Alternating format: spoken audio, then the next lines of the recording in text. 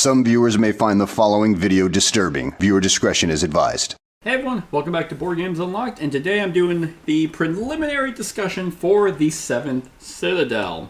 And like I said, it's the preliminary discussion because I have not completed the series, so this is definitely kind of like it's the first discussion of the game, and then if I complete the series, then we'll do the secondary overall discussion. But 7th Citadel is the second game by Serious Pulp that was known for 7th Continent. And at the time the 7th Continent came out, it was like very revolutionary. No one has like done a game, to my knowledge, that had this expanding card-based world. That you did like true sandbox exploration. That basically the game gave you a very open-ended, like, kind of jump start point, and then you just kind of went out and eventually, hopefully discovered the threat or the curse. 7th Citadel it does the exact same thing, but in a way more railroaded kind of format. So overall, I do think 7th Citadel is a really good game if you liked what 7th Continent did. I do kind of think that if you didn't like the, just constantly pulling out cards and just looking on cards to then revert to other cards and then use cards to like do successes and checks and all that, if you didn't like the overall structure of 7th Continent, I don't think 7th Citadel is going to be different enough, because at the end of the day, it's still a bunch of cards that you're constantly like rifling through. But if you did like 7th Continent, then I think that this game is still going to be fantastic. Now, there are the way it was described to me before this game even came out, which is kind of how I describe it, is 7th Continent was like your survival exploration game. Like you were going out and you were doing everything, like getting food, getting resources, and exploring and trying to survive that way. Whereas 7th Citadel is more your traditional adventure game, your sandbox adventure game. Because everything is centered around these threats. And these threats are broken up really into chapters, which I think is amazing. So there are 3 threats in the game. Including the introductory thing that I think you have to do every single time, but it's really quick to get it done with. But there are 3 threats, 2 in the base game and 1 as an expansion. And these are really broken up into chapters, and where 7th Continent would be, hey, here you go, maybe head north, and you just kind of hope that you're on the right track. 7th Citadel kind of basically, for each chapter, has you go into a more clear direction. So, for example, the very first chapter of Datacam's Awakening, it basically says, hey, there's a fire to the east, you should go to the east. And you do that, and you are more than welcome to search and go you can be like, oh, need to go east, I'm going to go south. And you're more than welcome to do that. It's not so railroaded that it's like you can't go this way, like there's no invisible walls. But you're also you have objectives to meet. And I do really like that. It tells you, hey, you need this certain number of objectives before heading back. And if you're not doing what basically the main goal is, then you're not going to get those objectives. You're going to explore and you're going to see a bunch of stuff, but that's going to be it. So I think that in terms of a game session, it makes this way easier to actually play, like with other people or with yourself. Like for the series, when I'm recording, it's so much more manageable than trying to find some arbitrary time to figure out when to stop.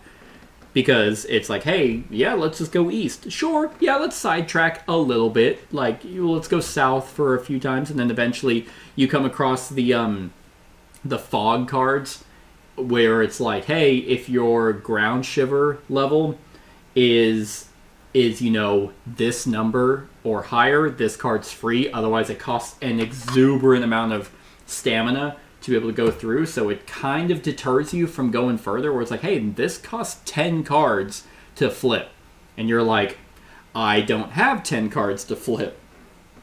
Then it's like, well, you're not going this way. But if you did have 10 cards, you could flip it and then keep exploring if you wanted to. But that's kind of its way of keeping you on in the same general area where it's like, okay, this is costing me too much, health, too much energy to keep going this way. I'm going to go back on the main path where it's pretty much free to do so.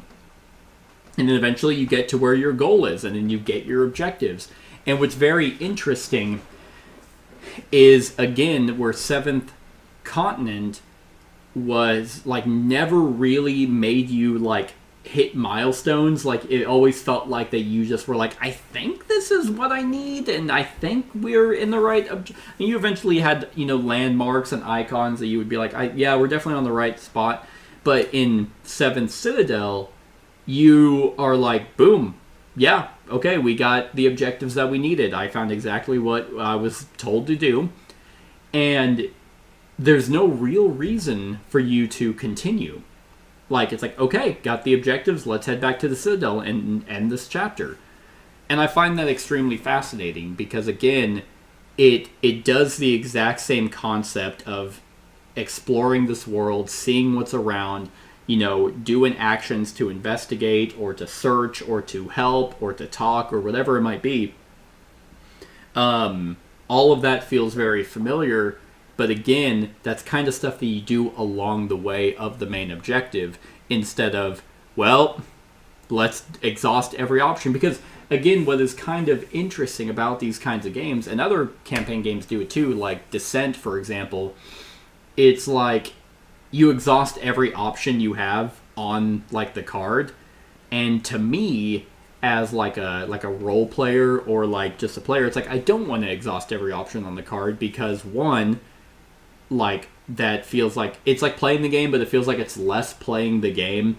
To me, it's like, I want to keep moving. I want to naturally explore instead of check marking. Okay, there's 6 actions to do on this one card. Let's just check mark them all, and then that card's done. It's like, I want to leave a little mystery. Like, let's just look at like a couple of those, and then next session we can look at the other ones instead of being like, no, 100% it as you're going.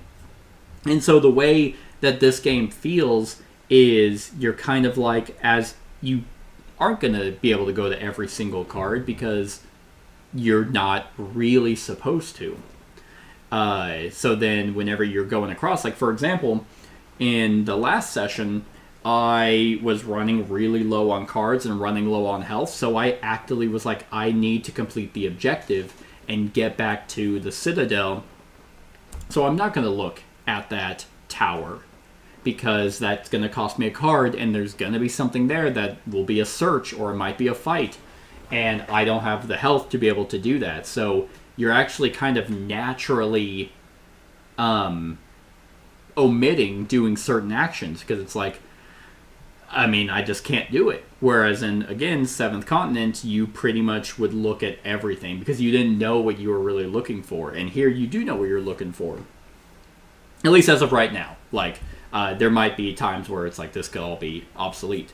So they did a really, really good job of making the game feel very familiar. Like, what they should have done in the kind of like what Sleeping Gods Distant Skies did, is they should have had a page in like the rule book where it was like, played Seventh Continent, here's the major differences. Because Sleeping Gods Distant Skies did that. It was like, oh, you've played the first one, here are the differences. Otherwise, it's the same game. This really feels like Seventh Continent, just kind of more fine-tuned, way more storytelling than kind of abstract, piece it together as you're doing each curse. So again, the major differences, well, one of the major differences is now every player has their own deck of cards. It's no longer the shared action deck that is kind of like the group's effort that made it feel like in Seventh Continent, like, well, I don't really want to play with other people. Like, I don't want their actions to hinder my potential actions with the shared action deck.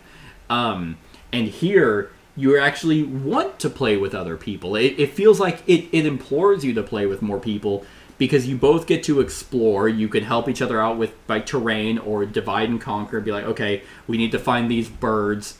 So we're at this point where we can go, south and east. You go east, I'll go south, and we'll try and figure out these birds.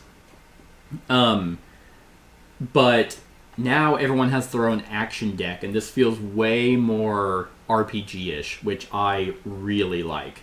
Because whenever you get upgraded action cards, like advanced cards and advanced skills, they just go in your deck. And the ones you're grabbing, you can fine-tune it to be a little bit more of your to your strengths, or to shore up your weaknesses. They made it way more, it just feels way more natural. Hey, here's my deck. And the decks are relatively similar to start out with, but there are some differences. Like a good example is the second win card. For Brooks, his is he can get 3 or 6 cards, but they're random from his discard pile. One of the other characters has a second win card, but they can't, I think they can't get 6 cards. I think they can get 3, but they get to choose what those cards are, whereas Brooks's is random. So they did tweak the starting decks of the players to compensate for, I think, the character's age or, whatever it might be. So they do feel a little bit different, but not so different that it's like, hey, here's exactly who I am. But the personal action deck, I think, is really a nice touch. I like it a lot. Because whenever you're playing, you know what's in your deck. Like, for example, I came across a lady that had a cracked cooking pot. And it's like, oh, wait. I have a blacksmith card in my deck that would be perfect to help out with this. Is there a way that I can actually get it? And I was able to. And that's really cool because in Seventh Continent, it would have just been a check.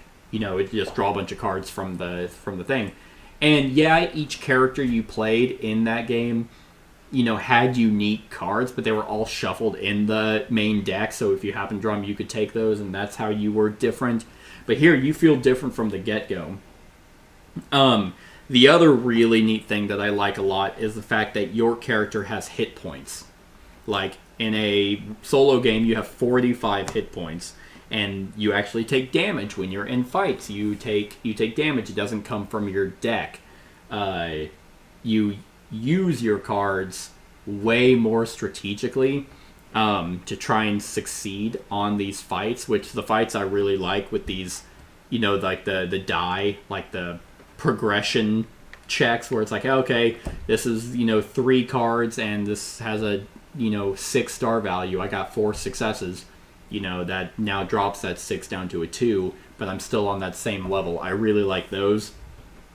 But you basically go and use your own deck and take damage and stuff, but the way to get cards back is you use your own health.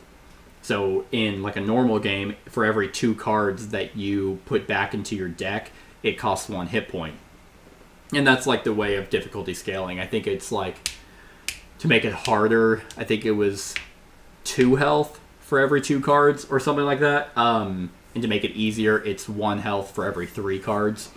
So I'm doing the normal one. So with 45 health, it's like the last session I got into 4 hit points from choosing to fight and just from not finding what I needed to, trekking through mud. It all really makes it feel more thematic of like, yeah, I'm trekking through this horrible wasteland, getting beat up by the terrain, by the heat, by just fighting, that it costs over time me to be completely worn out. And yeah, that's exhaustion, which I've always loved the card system in both of these games, where it's like, okay, to do this check, you need 2 stars, but you can draw up to 5, you have to do at least 3 cards. Oh, I'll draw 7. It's like, that means you're putting in way more effort to ensure you succeed, but it's exhausting you.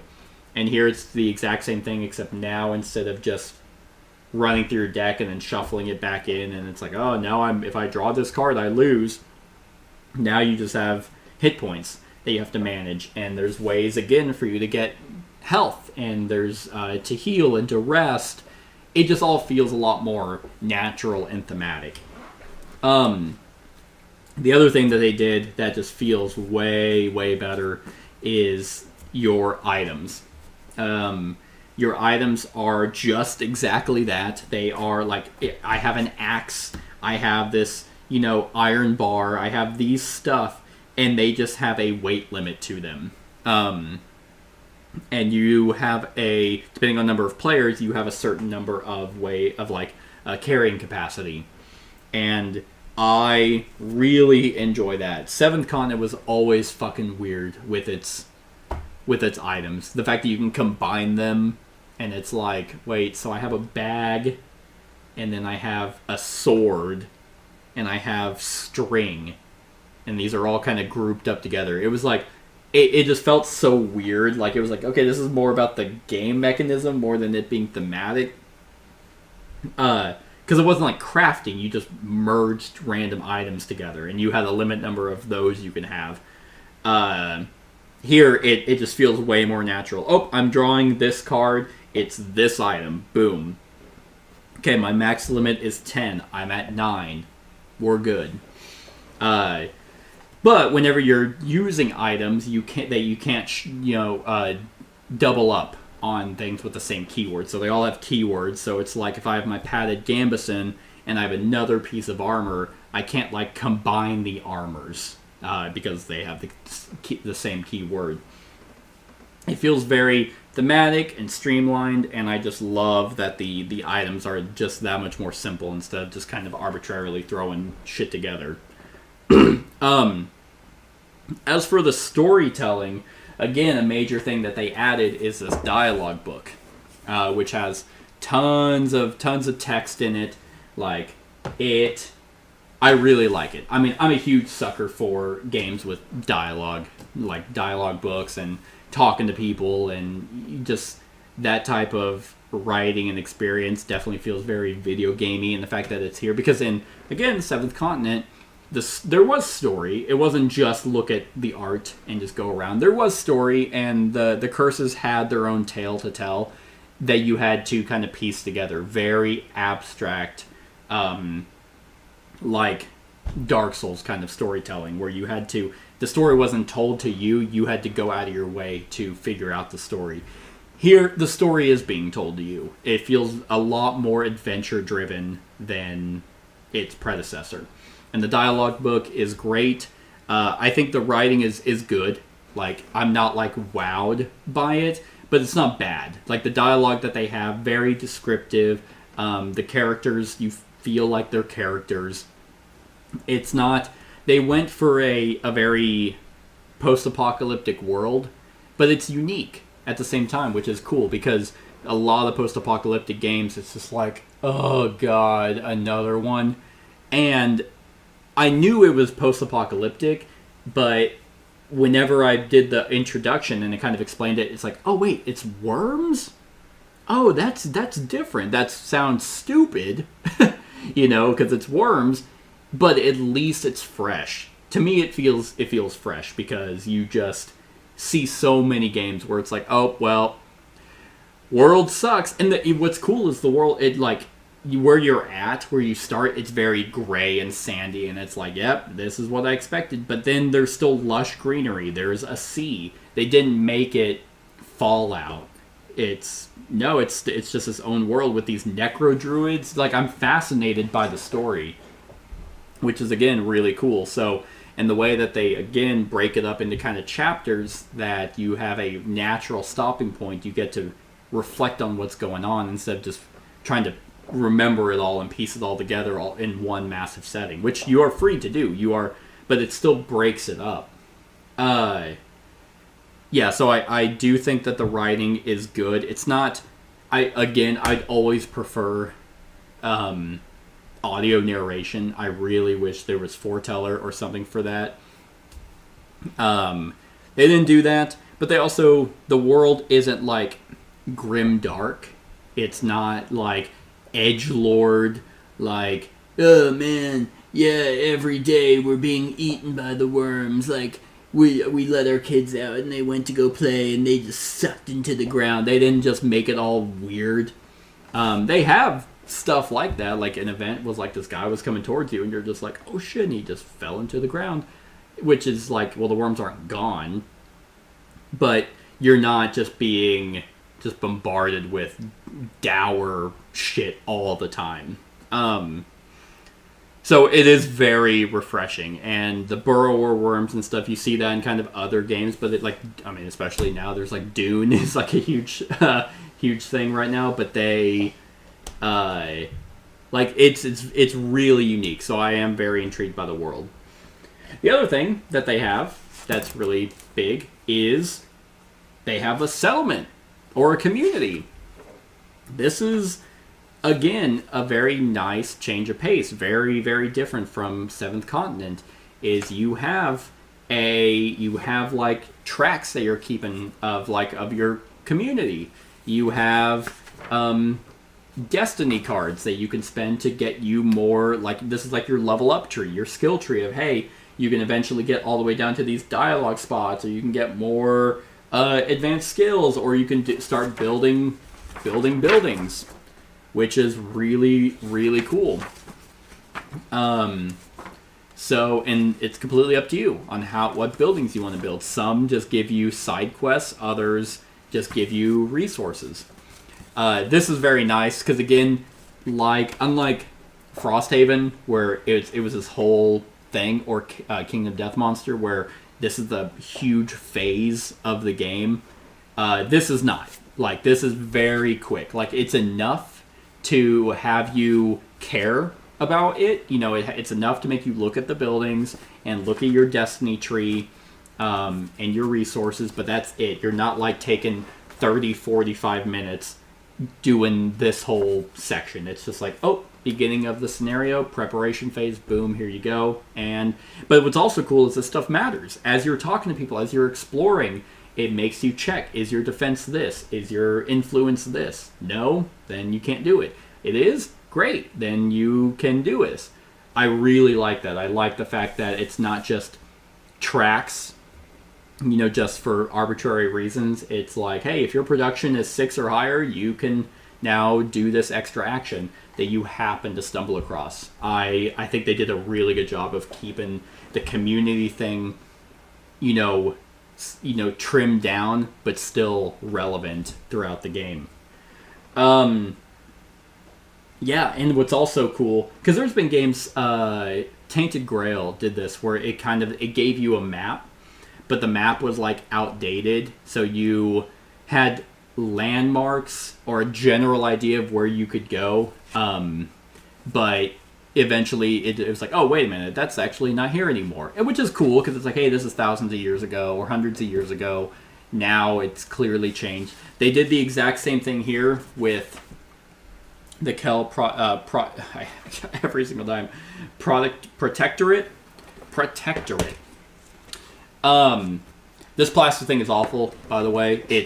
I get what they were trying to do, but the fact that they folded it up like this is just shit, and there's no way to unfold it. It's so creased. In fact, because it's plastic, I have a hole in the middle, like where it, like right in the middle of this. But they did a really cool thing, again tied to the Destiny tree, that you can send scouts out, and eventually you'll get cards to make this outdated map reflect what it currently looks like. I think that they did a good job executing the exploration of the map, but the actual physical component, I think, is just bad, and there's no way to fix that. Like, they couldn't, I mean, maybe a slimmer plastic, or not so thick a plastic so it's not so creased. I don't know how they would have fixed that part, but that the physical component sucks, but it is really cool that as you send scouts out, you get cards that you slot into, because there's little sleeves here. And now whenever you're like wanting to go somewhere, you can look at your map, and the map actually matters, because this is still an exploration game. Like, literally 2 sessions in, I got an effect, and I knew exactly where I needed to go to deal with that, because I had happened to stumble across it from a previous session. And that's really cool whenever you are utilizing the landmarks, utilizing the way that they built out the world, versus like waiting for an effect or later to happen, it's like, oh no, wait a minute.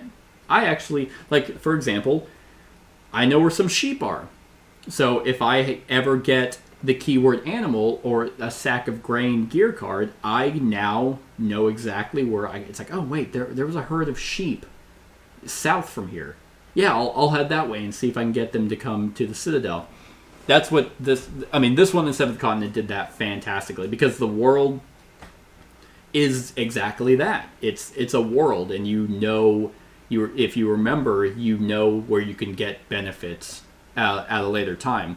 But it's not so static that it becomes like stale, because they again kept the thing where there's multiple cards of the same number, but there's gold ones. So if you happen to come across, or there might be multiple green cards, so things might slightly change. So the world still is alive, and it's like there could, not in this example, but just as a random example, there could be like a card where the sheep are not on there.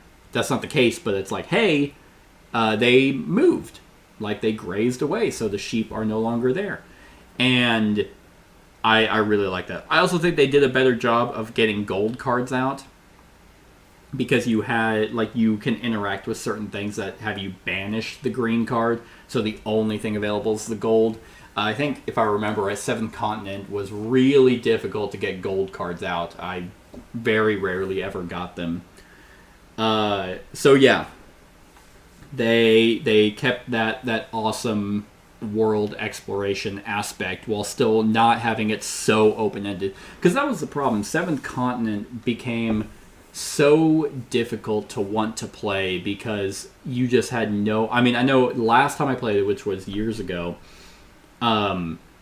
we started a new curse, and I think it did tell us to go north, and we went west, and nothing in the game stops you from doing that. Like, you could be in a completely different section and never be on the right path, and nothing ever kind of veers you back to, hey, here's the curse you're trying to solve. Like, yeah, you can go west, you're not finding anything here, so you eventually need to go back. What Seventh Citadel does is, it's like, yep, you can keep going south. Sure, keep going south. Eventually, you will run out of health. Eventually, it will become too taxing because your ground shiver level is not high enough to help you deal with the terrain. So it's going to become exceedingly more. You're going to be exhausting yourself to see one card, and then you're going to be taking damage to get your cards back. So no, there's no reason for you to go down here because it's just not designed. You have a very loose railroad, and I think that's one of the best improvements they made. Give you the freedom to still kind of search around, but still keeping you on your goal, which is what Sleeping God's Distant Skies mainly did as well. It was like, hey, first one was very open-ended, eventually the game will end, and then you'll get your conclusion. Sleeping God's Distant Skies told you exactly what you needed to do. So again, both of these sequels kind of gave you rails. Still freedom of exploration. It's not telling you, like, you're not just setting up and it's like, nope, you can only go that way. Like, that's the only way you can go. It still gives you the freedom to kind of explore if you want to, but eventually it's going to keep you, like, hey, how about you just complete the objective? Which some people might not like. Some people might really want the freedom to just go fuck around and do whatever they want. And that's perfectly fair. This game might not be for you if that's the case. In terms of negatives on the game, it's not necessarily a negative. I am kind of bummed that there are only 3 threats. Technically 2 if you don't get the expansion. Now, I don't know how many, like, it looks like this has 1, 2... Oh. Whoops. 2, 3, 4, 5, 6, 7, 8, 9, 10? 9 or 10 chapters. Which, I mean, if they take about a couple hours to do, then that's 20 hours. I mean, that's a respectable thing for one of the threats. I just know that Seventh Continent had like 10 or something curses, which might have been too many. So I don't know. I would like more threats, but they might be in the works on that. Who knows? I know this game took a lot of effort to actually make, but it feels like expansions might be a little bit easier to do for this one. Other than that, I don't know. I do think this game is still not great with more than 2 because there's no turn structure. It is just move around and explore. It almost feels like because the game is so a lot more linear, that whereas you do have your own action decks and you have your own cumbersome way and you have your own health, but because the story and stuff is still railroaded, there's no real reason to kind of split up. So I actually do like this better solo because, again, you have way more health. Like, you have so much more health than multiple people. And you have the freedom to explore more, but because you're not going so far out of your way that you get to kind of still just experience the freedom to explore while also still doing the main story. Whereas Seventh Continent, there was a reason to explore, but also you kind of wanted to stick around in case you got into trouble. But because it was so open-ended, you wanted to cover as much more ground. So I don't know. I think because it's storytelling, I want to share the story with other people, but because we're a lot more restricted on what we can do, you're almost kind of always sticking together. So I don't know. I still would probably say they're both best solo or max 2 people, but that's just me. Some people might love this and Seventh Continent at 4. Like, okay, great. Their save system is also a lot cleaner in this one, like way more streamlined. Like every time you close up a session, it literally says grab this card. The 7 card, it tells you exactly what to do to save it, and then the next card it gives you, it tells you exactly what to do to reset up the game. Another great thing is they feel like I have this playmat, and I think I have the playmat for Seventh Continent as well, if there was one. Maybe it's just Tainted Grail that I have. I don't remember. But it feels like I can actually play a session on the playmat without having to be like, well, the playmat's useless, or constantly, putting cards up. Like, okay, well, I'm not up north anymore. Let's put those cards up. Let's discard those, and then shift the board around. And there's really no way to fix this, but you are constantly in these boxes. I tried to make it to where it was easier to rifle through them. I actually reversed all the sleeves so that from the top I wasn't hitting the open-ended part and like fraying the cards. It didn't help. I thought it was gonna be a lot easier, but now they're more grouped up to get through. Nothing to fix about that. I don't know. I do not have really many negatives. Like, they just streamlined it by keeping its core. The writing is good. The world is intriguing. The unique action deck, the health system. Yeah, like, basically all my major issues with Seventh Continent are fixed in Seventh Citadel. So my only real negative is there's only 3 threats, and so far it doesn't feel like it's a branching story. There's different conclusions in the epilogues, but that basically means, like, did you succeed or fail the main goal? They do have side quests, which are cool. Like, you can go out and either pick them up, or, like, I have a tavern that lets me go and get a side quest, and one of them that I currently have, which you keep track on your community thing, is to find this guy's brother. So they also, instead of like actual written side quests, they have puzzles, and they have like, hey, like one of the books I came across, which the book thing is really cool, where they're like dual, like they're actual more than just the one card. It like tells you kind of where this guy's grave is. So there's extra stuff to go and maybe find as you're exploring the land. Who knows if it's during this campaign or during this threat, or if it's other threats. So they still have all that. The sense of exploration, the side quests are a new thing. That's really cool. I don't know. I would like to see them do more threats just for longevity, because again, I don't think that these are I don't think these are branching stories, so it's not like you can play Datacom's Awakening. And this, again, I have no idea. I haven't completed it. But maybe once this one's done, you're done. And then you go to the next one, so there's not as much replayability. So that'd really be my only negative. I'm looking up to see... Because I know at the time, I gave Seventh Continent a 10. Because that game came out... When did that come out, man? 2017? Oh my god, 7 years ago? Jeez, I was 12. Fuck. I was 23.